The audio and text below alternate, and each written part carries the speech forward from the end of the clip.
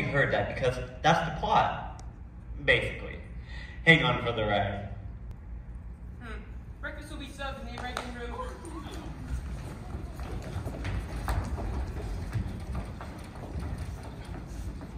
Say, it's a little early in the day to be drinking, isn't it?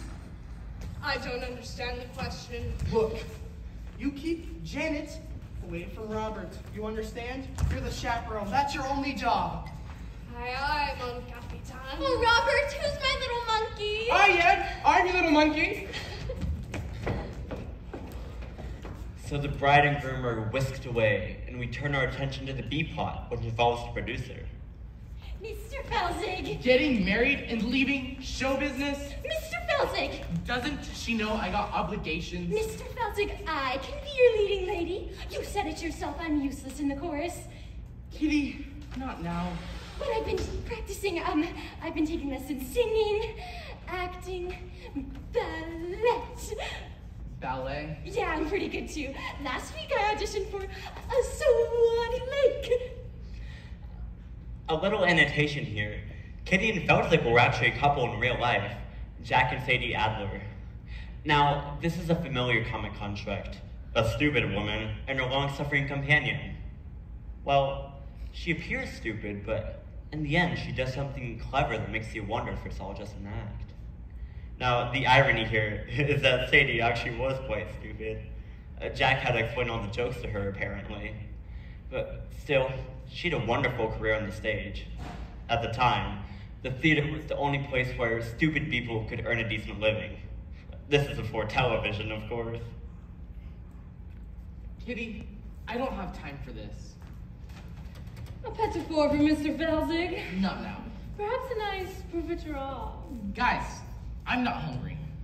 Then perhaps we can give you something else to chew on. Yeah, something that ain't food. What?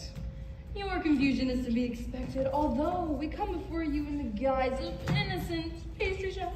We are also, and primarily, employees of a certain individual. A certain individual? A certain individual who happens to be the largest single investor in Felzig Follies.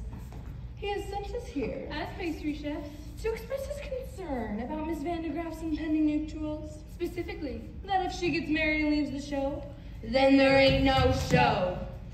Say, don't I know you? No, you don't. Have you ever spent any time in Toledo? Have you ever spent any time in a coma?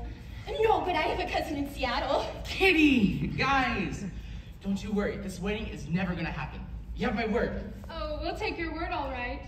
But to go back on that word would be a recipe for disaster.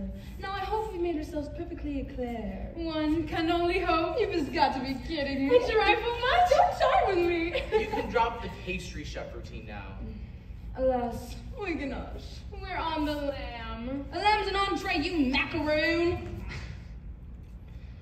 The gangsters were played by interchangeable vaudeville duo, the Tall Sisters, Jane and Petra Tall. Now, this is an early example of your typical Broadway gangster, full of wordplay and stylized movements, but not very intimidating. Well, unless you find dancers intimidating, which I do, but for reasons that wouldn't be appropriate to this situation. In the meantime, feel free to browse the dessert carousel. Try the Toledo surprise. It's a die for. Holy cats, Mr. Felzig! They're gangsters! Very perceptive, Kitty. Now go powder your face.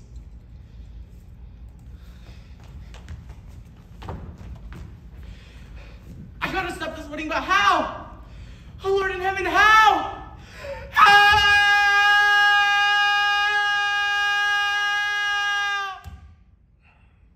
I always thought that moment was a bit overplayed. So, with the story blown in its way, let's take it over to the groom's room.